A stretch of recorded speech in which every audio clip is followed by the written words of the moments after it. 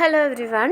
ഇന്ന് നമ്മൾ ഈ വീഡിയോയിലൂടെ ഉദ്ദേശിക്കുന്നത് എന്താണെന്ന് വെച്ച് കഴിഞ്ഞാൽ നമ്മുടെ ഡിഗ്രി ഫസ്റ്റ് ഇയർ സ്റ്റുഡൻസിൻ്റെ ഫസ്റ്റ് സെമ്മിൽ ഇംഗ്ലീഷ് കോമൺ കോഴ്സിൻ്റെ സെക്കൻഡ് പേപ്പറായിട്ടുള്ള functional grammar and communication in English എന്ന് പറഞ്ഞിട്ടുള്ള ബുക്ക് ഒന്ന് ഇൻട്രൊഡ്യൂസ് ചെയ്ത് തരിക എന്നുള്ളത് ഉദ്ദേശം മാത്രമാണ്. അപ്പോൾ ഇതിൻ്റെ കോഡ് എന്ന് പറഞ്ഞു കഴിഞ്ഞാൽ ENG1 A02. അപ്പോൾ കഴിഞ്ഞ വർഷങ്ങളിലെല്ലാം നമുക്ക് A02 ലിറ്ററേച്ചർ ആയിരുന്നു. അപ്പോൾ ഈ വട്ടം നമുക്ക് ഗ്രാമർ പാർട്ടാണ് വന്നിരിക്കുന്നത്. അപ്പോൾ ബുക്കിൻ്റെ പേര് പോലെ തന്നെ ഇതിൽ നമുക്കുള്ള കാര്യങ്ങൾ മൊത്തം തന്നെ ഫങ്ഷണൽ ബേസിക്സിലുള്ള കാര്യങ്ങളാണ്. അപ്പോൾ ഇതിലെ ഫസ്റ്റത്തെ 2 മൊഡ്യൂൾസിൽ വരുന്നത് നമുക്ക് എങ്ങനെ ഒരു സെൻറ്റൻസ് ഉണ്ടാക്കാം, അതുപോലെ തന്നെ ടെൻസ് ഫോം, ആക്റ്റീവ്, പാസീവ് അങ്ങനെയുള്ള കാര്യങ്ങളും. ലാസ്റ്റ് പാർട്ടിലോട്ട് വരുമ്പോൾ നമ്മുടെ പ്രൊഫഷണൽ ആൻഡ് കരിയർ അതിന് വേണ്ടിയിട്ട് റിലേറ്റ് ചെയ്തിട്ടുള്ള കുറച്ച് ബേസിക് സ്കിൽസും അതുപോലെ തന്നെ സ്പോക്കൺ കമ്മ്യൂണിക്കേഷൻ കാര്യങ്ങളൊക്കെയാണ് ആഡ് ചെയ്തിട്ടുള്ളത്. അപ്പോൾ ഒരു ഡിഗ്രി സ്റ്റുഡൻറ്റ് നമുക്ക് ഇനിയൊരു ജോലിക്ക് വേണ്ടി അന്വേഷിച്ച് പോകുമ്പോൾ എങ്ങനെയൊക്കെ ഏതൊക്കെ രീതിയിൽ പെർഫോം ചെയ്യാം എന്നുള്ള കാര്യങ്ങൾക്കൊക്കെ ലാസ്റ്റ് മൊഡ്യൂൾ ഏകദേശം ഒരു ഐഡിയ നമുക്ക് തരുന്നുണ്ട്. ഫസ്റ്റ് മൊഡ്യൂളിൽ എന്താണെന്ന് വെച്ച് കഴിഞ്ഞാൽ ഫസ്റ്റത്തെ 2 മൊഡ്യൂൾസ് മെയിനായിട്ട് ഫോക്കസ് ചെയ്യുന്നത് തന്നെ നമ്മുടെ ആ ഒരു സ്പീക്കിംഗ് സ്കിൽസ് കൂട്ടണമെങ്കിൽ നമുക്ക് ആദ്യം ബേസിക് ആയിട്ടുള്ള കാര്യങ്ങൾ അറിഞ്ഞിരിക്കണം. അപ്പോൾ അത് കാണിച്ചു തരുന്നു എന്നത് മാത്രമാണ്. അപ്പം നമുക്ക് ഈ ഒരു ബുക്കിൻ്റെ മൊഡ്യൂൾസ് ഏതൊക്കെയാണ്, ചാപ്റ്റേഴ്സ് എന്തൊക്കെയാണ്, അതിലെന്തൊക്കെ കാര്യങ്ങൾ ഉൾപ്പെടുന്നു അങ്ങനെയുള്ളതൊക്കെ നമുക്കൊന്ന് ചെക്ക് ചെയ്യാം. അപ്പോൾ ഫസ്റ്റത്തെ മൊഡ്യൂൾ എന്ന് പറയുന്നത് ബേസിക് കോൺസെപ്റ്റ് ഓഫ് സിൻറ്റാക്സ് എന്ന് പറഞ്ഞിട്ടുള്ളതാണ്. അപ്പോൾ ഇതിൽ ആദ്യം തന്നെ യൂണിറ്റ് 1 നമുക്ക് പറഞ്ഞിരിക്കുന്നത് word order and sentence pattern എന്ന് പറഞ്ഞിട്ടുള്ളൊരു ഭാഗമാണ്. അപ്പോൾ അതിൻ്റെ ഇൻട്രൊഡക്ഷൻ ഭാഗത്ത് വരുന്നത് ഒരു റീഅറേഞ്ച് എന്ന് പറഞ്ഞിട്ട് ഒരു സെൻറ്റൻസ് നമുക്ക് ജംബിൾഡ് ഓർഡറിൽ വന്നിട്ട് അത് റീഅറേഞ്ച് ചെയ്യാനായിട്ടാണ് ആദ്യം തന്നിരിക്കുന്നത്. അത് കഴിഞ്ഞിട്ട് ബേസിക് സെൻറ്റൻസ് സ്ട്രക്ചർ എന്ന് പറഞ്ഞിട്ട് ആദ്യം നമുക്ക് SV പാറ്റേൺ, അതായത് സബ്ജക്റ്റ് വെർബ് വെച്ചിട്ടുള്ള സെൻറ്റൻസസുകൾ പഠിപ്പിക്കുന്നു. അത് കഴിഞ്ഞിട്ട് SVO subject verb direct object എന്ന് പറഞ്ഞിട്ടുള്ള സെൻറ്റൻസുകൾ പഠിപ്പിക്കുന്നു. ദെൻ SVC പാറ്റേൺ, അതായത് സബ്ജക്റ്റ് വെർബ് കോംപ്ലിമെൻറ്റ് എന്നുള്ളത് പഠിപ്പിക്കുന്നു. ദെൻ അത് കഴിഞ്ഞ് SVOC subject verb object compliment അങ്ങനെയുള്ള ഭാഗങ്ങൾ. പിന്നെ SVOO subject verb indirect object direct object ഇങ്ങനെയുള്ള 5 ടൈപ്സ് ഉള്ള സെൻറ്റൻസ് സ്ട്രക്ചേഴ്സ് നമുക്ക് ആദ്യത്തിൽ തന്നെ പഠിപ്പിച്ച് തരുന്നുണ്ട്. ദെൻ അതിൻ്റെ എക്സസൈസുകളും നമുക്ക് ഈ ടെക്സ്റ്റ് ബുക്കിൽ കാണാനായിട്ട് സാധിക്കും. പിന്നെ നമ്മൾ യൂണിറ്റ് 2 കിടക്കുകയാണ്. യൂണിറ്റ് 2 എന്ന് പറഞ്ഞു കഴിഞ്ഞാൽ concord of subject verb agreement എന്നാണ് പറഞ്ഞേക്കുന്നത്. ആദ്യം നമുക്ക് കോൺകോഡ് എന്താണ്, എഗ്രിമെൻറ്റ് എന്താണെന്നൊക്കെ പറഞ്ഞു തന്നിരിക്കുന്നു. ദെൻ അതിൻ്റെ കുറച്ച് റൂൾസാണ് നമുക്കിതിൽ പഠിപ്പിച്ചു തരുന്നത്. ഏകദേശം ഒരു 12 റൂൾസാണ് നമുക്കിതിൽ പഠിക്കാനുള്ളത്. ആ 12 റൂൾസ് കഴിഞ്ഞാൽ അതിൻ്റെ ബേസിൽ ഒരു 30 സെൻറ്റൻസസുകൾ തന്നിട്ടുണ്ട് അതിൻ്റെ ആക്ടിവിറ്റി ചെയ്യാനായിട്ട്. ദെൻ യൂണിറ്റ് 3 ആണ്. യൂണിറ്റ് 3 പറയുന്നത് സെൻറ്റൻസസും ടൈപ്സ് ഓഫ് സെൻറ്റൻസസും ആണ്. അപ്പോൾ അതിലെ ഫസ്റ്റ് 1 എന്ന് പറഞ്ഞു കഴിഞ്ഞാൽ ബേസ്ഡ് ഓൺ ഫങ്ഷൻ ആണ്. അപ്പോൾ ബേസ്ഡ് ഓൺ ഫങ്ഷനിൽ 4 സെൻറ്റൻസുകളാണ് വരിക: declarative, interrogative, exclamatory, imperative. Then അത് കഴിഞ്ഞാൽ അതിൻ്റെ ആക്ടിവിറ്റി ആയിട്ട് ഒരു 25 സെൻറ്റൻസ് തന്നിട്ട് അത് ഏതൊക്കെയാണ് ഡിക്ലറേറ്റീവ് ഏതൊക്കെയാണ് എക്സ്ക്ലമേറ്ററി എന്ന് കണ്ടുപിടിക്കാനുള്ളത് തന്നിട്ടുണ്ട് ആക്ടിവിറ്റി. ദെൻ അത് കഴിഞ്ഞ് യൂണിറ്റ് 4 എന്ന് പറയുന്നത് types of sentences based on close structure. അപ്പോൾ അതിലാണ് നമുക്ക് ഇൻഡിപെൻഡൻറ്റ് ക്ലോസും ഡിപെൻഡൻറ്റ് ക്ലോസും നൗൺ ക്ലോസ് അങ്ങനെയുള്ള കാര്യങ്ങൾ വരിക. ദെൻ അതിൻ്റെ ആക്ടിവിറ്റീസാണ് തന്നിരിക്കുന്നത്. അപ്പോൾ അതിന് നമുക്ക് ബാക്കിയുള്ള 3 ചാപ്റ്ററിലും ആകെ ഒരൊറ്റ ആക്ടിവിറ്റി 25 സെൻറ്റൻസ് അല്ലെങ്കിൽ 30 സെൻറ്റൻസ് അങ്ങനെ ഒരൊറ്റ ആക്ടിവിറ്റി ഉണ്ടായിരുന്നുള്ളൂ. പക്ഷേ ഇതിൽ എക്സസൈസ് 1, 2 എന്നൊക്കെ പറഞ്ഞിട്ടാണ് നമുക്ക് ആക്ടിവിറ്റീസ് തന്നിരിക്കുന്നത്. അത് കഴിഞ്ഞിട്ട് പിന്നെ ക്ലോസസ് കഴിഞ്ഞിട്ട് പിന്നെ അതിൽ തന്നെ നമുക്ക് പഠിക്കാനുള്ളതാണ് simple sentence, compound sentence, complex, compound complex എന്ന് പറഞ്ഞിട്ട്. ദെൻ അതിൻ്റെ എക്സസൈസുകളും തന്നിട്ടുണ്ട്. ദെൻ യൂണിറ്റ് 5 വരുന്നത് ട്രാൻസ്ഫോർമേഷൻ ഓഫ് സെൻറ്റൻസസ് എന്ന് പറഞ്ഞിട്ടുള്ള ഒരു ഭാഗമാണ്.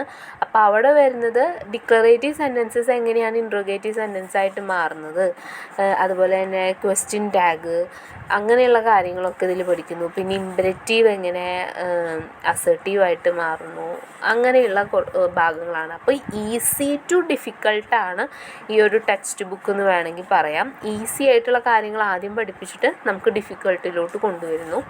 Then unit 6 affirmative and negative sentences ആണ്. അപ്പോൾ ആദ്യം നമുക്ക് സിമ്പിളായിട്ടുള്ള സെൻറ്റൻസുകൾ തരുന്നു, അതെങ്ങനെ നമ്മൾ നെഗറ്റീവ് ആക്കുന്നു എന്നുള്ളതൊക്കെയാണ് പറയുന്നത്. പിന്നെ അതിൻ്റെ എക്സാമ്പിൾസ് അങ്ങനെയുള്ള കാര്യങ്ങൾ വരുന്നുണ്ട്.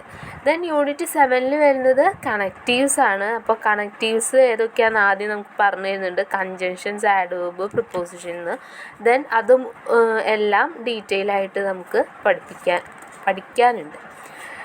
അത് കഴിഞ്ഞ് യൂണിറ്റ് 8 കൊളോക്കേഷനാണ്. ഇതൊക്കെ നമുക്ക് കഴിഞ്ഞ വട്ടം നമുക്ക് ചെറിയൊരു ടോപ്പിക്കായിട്ട്, അതായത് ട്രാൻസാക്ഷൻ എന്നുള്ള പേപ്പറായിരുന്നു മുന്നേ ഡിഗ്രിക്ക് ഉണ്ടായിരുന്നത്. അപ്പോൾ ട്രാൻസാക്ഷനിൽ നമ്മൾ ചെറിയ ടോപ്പിക്കായിട്ട് പഠിച്ചു പോയ കാര്യങ്ങൾ ഇപ്പോൾ ഒരു ചാപ്റ്ററായിട്ട് പഠിക്കുന്നു. എന്തുകൊണ്ടും നല്ലത് തന്നെയാണ്. ഒരു ബേസിക് ഐഡിയ ഉണ്ടാക്കിയെടുക്കാനായിട്ട് പറ്റുമെന്ന് ഞാൻ വിചാരിക്കുന്നു.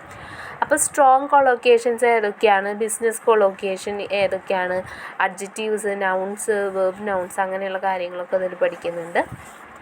ദെൻ പങ്ക്ച്വേഷനാണ് 9th ചാപ്റ്റർ. അപ്പോൾ പങ്ക്ച്വേഷൻ നമുക്ക് സെക്കൻഡ് സെമ്മിലൊക്കെ ആയിരുന്നു പഠിക്കാനുണ്ടായിരുന്നത് മുന്നേ ഡിഗ്രി കോഴ്സുകളിൽ. ഇപ്പോൾ നമുക്ക് അത് ഫസ്റ്റ് സെമ്മിൽ തന്നെ വന്നിരിക്കുകയാണ്. അപ്പോൾ പങ്ക്ച്വേഷനിൽ period, comma, semi colon, apostrophe, colon ഇത്രയുള്ള കാര്യങ്ങൾ പഠിക്കാനായിട്ട് വന്നിട്ടുള്ളൂ. ആ യൂണിറ്റ് കുറച്ച് ചുരുക്കിയിട്ടുണ്ട്. അതായത് സെക്കൻഡ് സെമ്മിൽ എന്ന് പറഞ്ഞാൽ കുറേയധികം പങ്ക്ച്വേഷൻസ് പഠിക്കാനായിരുന്നു, വളരെ കുറച്ചായിരുന്നു. ഇനി സെക്കൻഡ് മൊഡ്യൂളിൽ പറയുന്നത് ഫങ്ഷണൽ എലമെൻറ്റ്സ് ആണ്. ഇപ്പം നമ്മൾ എഴുതാനും കാര്യങ്ങളും പിന്നെ എങ്ങനെ സെൻറ്റൻസിനെ ഐഡൻറ്റിഫൈ ചെയ്യാം, പിന്നെ കണക്റ്റീവ്, കൺജഷൻസ്, അങ്ങനെ നമുക്ക് അത്യാവശ്യം എഴുതാനുള്ള കാര്യങ്ങളൊക്കെ നമുക്ക് പിടികിട്ടി. അപ്പോൾ ഇനി മൊഡ്യൂൾ 2 വരുന്നത് basic functional aspects of grammar എന്ന് പറഞ്ഞിട്ടുള്ള ഒരു ഭാഗമാണ്. അപ്പോൾ അവിടെ നമുക്ക് വരുന്നത് 5 യൂണിറ്റ്സ് ആണ്. Articles, preposition, then use of major tense forms. അപ്പോൾ അതിൽ എംഫസൈസ് ചെയ്യുന്നത് അവർ ബ്രാക്കറ്റിൽ പറഞ്ഞിട്ടുണ്ട്, emphasis on tense forms used in everyday transaction. Daily നമ്മൾ യൂസ് ചെയ്യുന്ന ടെൻസിനെ എംഫസൈസ്, അതായത് പ്രാധാന്യം കൊടുത്തുകൊണ്ടാണ് അവർ ഈ ബുക്ക് ക്രിയേറ്റ് ചെയ്തിട്ടുള്ളത്. 4th യൂണിറ്റ് എന്ന് പറയുന്നത് making use of reported speech ആണ്. Then 5th unit active and passive voice എന്ന് പറഞ്ഞിട്ടുള്ളതാണ്. അപ്പോൾ യൂണിറ്റ് 1 ആർട്ടിക്കിൾസിൽ, സെക്കൻഡ് മൊഡ്യൂളിൽ ആർട്ടിക്കിൾസിൽ നമുക്ക് ഡെഫിനിറ്റ് ആർട്ടിക്കിൾ, ഇൻഡെഫിനിറ്റ് ആർട്ടിക്കിൾ, പിന്നെ യൂസ് ഓഫ് ദി ആ ഒരു സംഭവം പറഞ്ഞിട്ടുണ്ട്. ദെൻ ഒമിഷൻ ഓഫ് ആർട്ടിക്കിൾസ് അതൊക്കെയാണ് പറഞ്ഞു തന്നിട്ടുള്ളത്. ദെൻ യൂണിറ്റ് 2 പ്രിപ്പോസിഷനാണ്. പ്രിപ്പോസിഷനിൽ ടൈപ്സ് ഓഫ് പ്രിപ്പോസിഷൻ ഉണ്ട്, പ്രിപ്പോസിഷൻ ഓഫ് ടൈം അങ്ങനെയുള്ള കാര്യങ്ങൾ, പിന്നെ ഫ്രേസൽ പ്രിപ്പോസിഷൻ അതൊക്കെ പറഞ്ഞു തന്നിട്ടുണ്ട്. യൂണിറ്റ് 3 വരുന്നത് ടെൻസ് ഫോംസ് ആണ്. അപ്പോൾ അതിൽ ആദ്യം സിമ്പിൾ സെൻറ്റൻസ് തന്നിട്ട് ഏതാണ് ടെൻസ് എന്നൊക്കെ ഐഡൻറ്റിഫൈ ചെയ്യാനായിട്ട് പറയുന്നുണ്ട്. ദെൻ നമുക്കൊരു ടേബിൾ തന്നിട്ടുണ്ട്. ആ ടേബിൾ കണ്ടു കഴിഞ്ഞാൽ നമുക്ക് വളരെ ഈസി ആയിട്ട് മനസ്സിലാവും. അതായത് പാസ്റ്റ്, പ്രസൻറ്റ്, ഫ്യൂച്ചർ എന്ന് പറഞ്ഞിട്ട് അതിന് 4 വേർഷൻസ് നമുക്ക് അവിടെ കാണിച്ചു തരുന്നുണ്ട്. ഏതൊക്കെയാണ് പാസ്റ്റിൻ്റെ ആ ഒരു 4 ഏതൊക്കെയാണ്, പ്രസൻറ്റിൻ്റെ 4 ഏതൊക്കെയാണ്, ഫ്യൂച്ചറിൻ്റെ 4 ഏതൊക്കെയാണ് കാണിച്ചു തരുന്നു.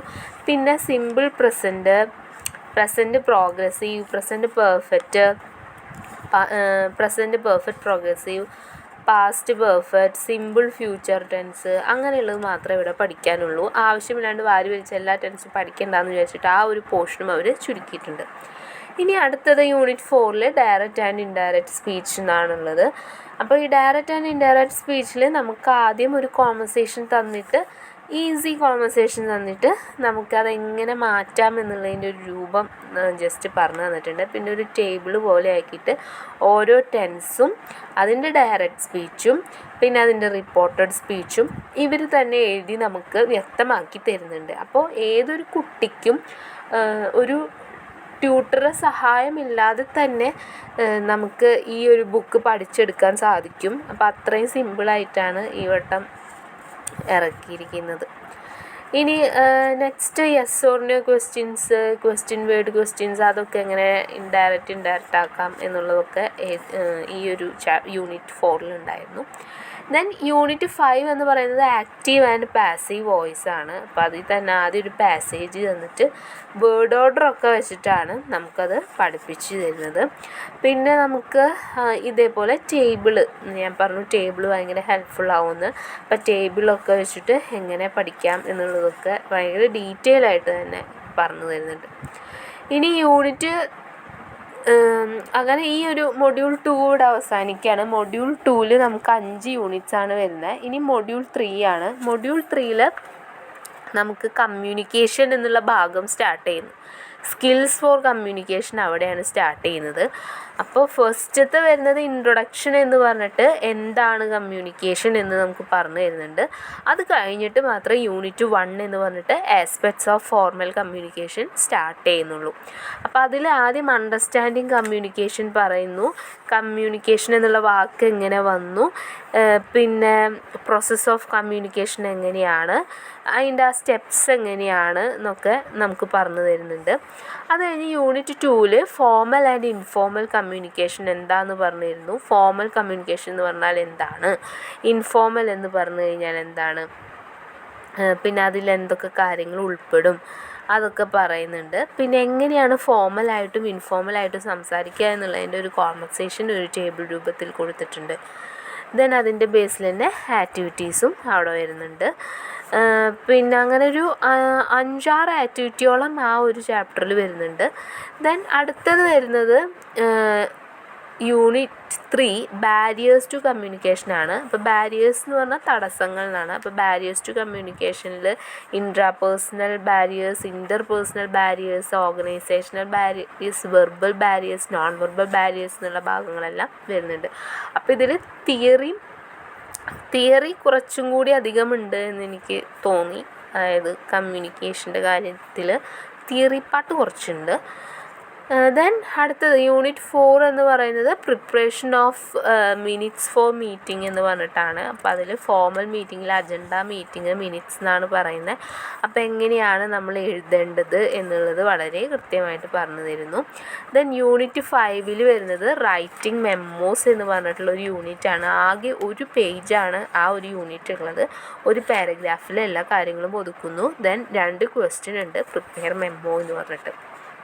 ദെൻ യൂണിറ്റ് 6 ഇമെയിൽ എന്ന് പറഞ്ഞിട്ടുള്ളൊരു ചാപ്റ്ററാണ്. അഡ്വാൻറ്റേജസ്, ഡിസഡ്വാൻറ്റേജസ് എന്താണെന്ന് പറഞ്ഞു തരുന്നു. ദെൻ പിന്നെ ക്വസ്റ്റ്യനാണ്, ഇമെയിൽ ഉണ്ടാക്കാനുള്ള 5 ക്വസ്റ്റ്യൻസും തരുന്നുണ്ട്. അതും ചെറിയ ഒരു ചാപ്റ്ററാണ്, 2 പേജേ ഉള്ളൂ. ദെൻ യൂണിറ്റ് 7 എന്ന് പറഞ്ഞാൽ ലെറ്റേഴ്സിൻ്റെ ചാപ്റ്ററാണ്. അപ്പോൾ ലെറ്റേഴ്സ് എങ്ങനെ ഉണ്ടായി എന്നൊക്കെ പറഞ്ഞിട്ട് എല്ലാ ചാപ്റ്ററിൻ്റെയും സ്റ്റാർട്ടിങ്ങിൽ തന്നെ ഒരു പിക്ചറൊക്കെ കൊടുത്തിട്ട് അവർ പറയുന്നുണ്ട്. പിക്ചറിന് ഓരോ ഡിസ്ക്രിപ്ഷനും ഉണ്ട്. നിങ്ങൾ ടെക്സ്റ്റ് ബുക്ക് നോക്കുമ്പോൾ അത് മനസ്സിലാവുമെന്ന് വിചാരിക്കുന്നു. Then formal correspondence, letter heading എങ്ങനെ വേണം, സല്യൂട്ടേഷൻ എങ്ങനെയാണ്, types of salutation, conclusion, topic heading എങ്ങനെ എഴുതണം, ബോഡി എങ്ങനെ എഴുതണം, സബ്സ്ക്രിപ്ഷൻ ആൻഡ് സിഗ്നേച്ചർ എങ്ങനെയാണ്, പിന്നെ ഫുൾ ബ്ലോക്ക് സ്റ്റൈൽ എങ്ങനെ, അങ്ങനെയുള്ള കാര്യങ്ങൾ, ഇൻഫോർമൽ ലെറ്റേഴ്സ് അതൊക്കെ പറഞ്ഞു തരുന്നുണ്ട്. ഇനി 8ാമത്തെ യൂണിറ്റാണ് കരിക്കുലം വീറ്റേ എന്ന് പറഞ്ഞിട്ട് CV. അത് വളരെ ഇമ്പോർട്ടൻ്റ് ആയിട്ടുള്ള ഒരു യൂണിറ്റാണ്. അപ്പോൾ അതിലെങ്ങനെയാണ് ഒരു CV എഴുതേണ്ടത്, അതിൻ്റെ സ്റ്റെപ്സ് എന്തൊക്കെയാണ് പറഞ്ഞു തരുന്നുണ്ട്.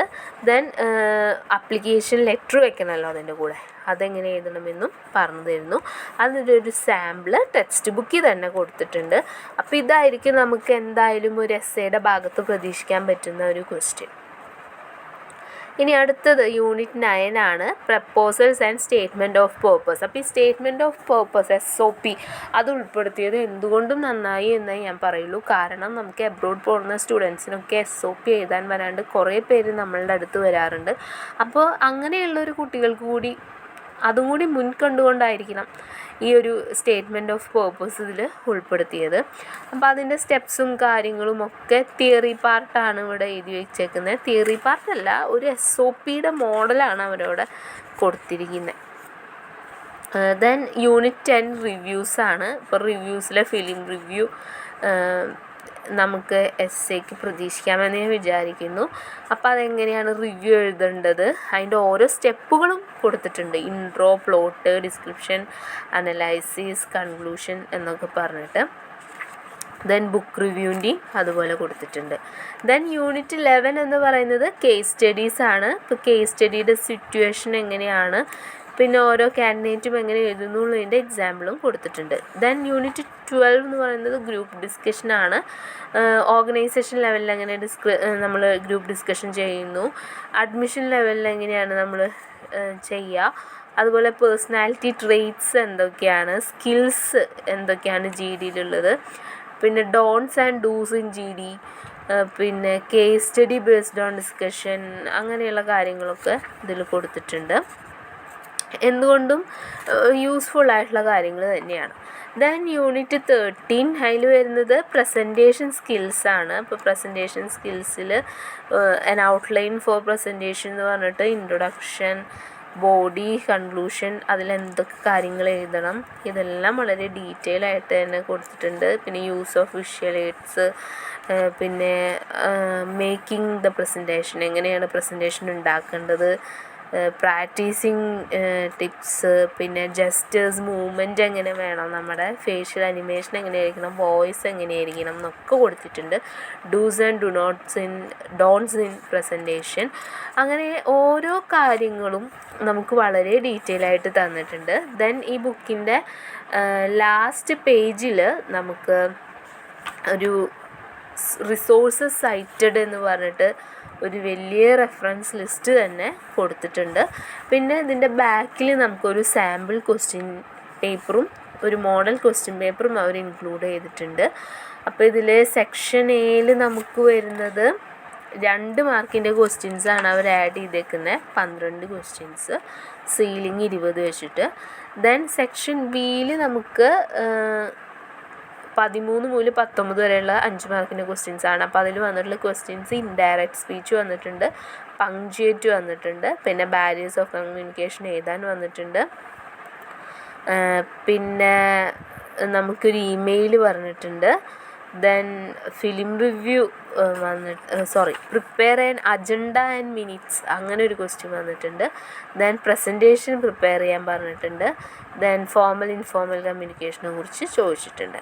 ദെൻ എസ്സേയിൽ ഇവർക്ക് വന്നിട്ടുള്ള ഒന്ന് CV തന്നെയാണ്. നമ്മൾ ഓൾറെഡി അത് ആ ചാപ്റ്റർ പറയുമ്പോൾ തന്നെ പറഞ്ഞിട്ടുണ്ടായി CV ചാൻസ് ഉണ്ടെന്ന്.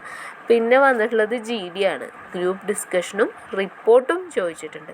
അപ്പോൾ ഇത്രയും കാര്യങ്ങളാണ് നമ്മുടെ functional grammar and communication in English എന്ന് പറഞ്ഞിട്ടുള്ള ഈ A02 എന്ന് പറഞ്ഞിട്ടുള്ള ബുക്കിൽ ഇറങ്ങിയിട്ടുള്ളത്. അപ്പം നമ്മൾ കഴിഞ്ഞ വർഷത്തെ ബുക്കും വെച്ചിട്ട് കമ്പയർ ചെയ്ത് നോക്കിക്കഴിഞ്ഞാൽ ഇത് തന്നെയാണ് കുറച്ചും കൂടി ബെറ്റർ ആയിട്ടുള്ള ബുക്കെന്ന് എനിക്ക് തോന്നുന്നു. കാരണം ഇത് കോമൺ കോഴ്സാണ്. അപ്പോൾ എല്ലാ സ്ട്രീമിലുള്ള കുട്ടികൾക്ക് പഠിക്കാൻ പറ്റുന്ന ടൈപ്പ് ബുക്ക് തന്നെയാണ്. അതുപോലെ തന്നെ ഇത് അവർക്ക് ഭാവിയിലേക്ക് യൂസ്ഫുള്ളുള്ള കാര്യങ്ങളും തന്നെയാണ് ഇതിൽ പറഞ്ഞിരിക്കുന്നത്. അപ്പോൾ ഈ വീഡിയോ ഇഷ്ടപ്പെട്ടെങ്കിൽ എല്ലാവരും സബ്സ്ക്രൈബ് ചെയ്യുക. താങ്ക്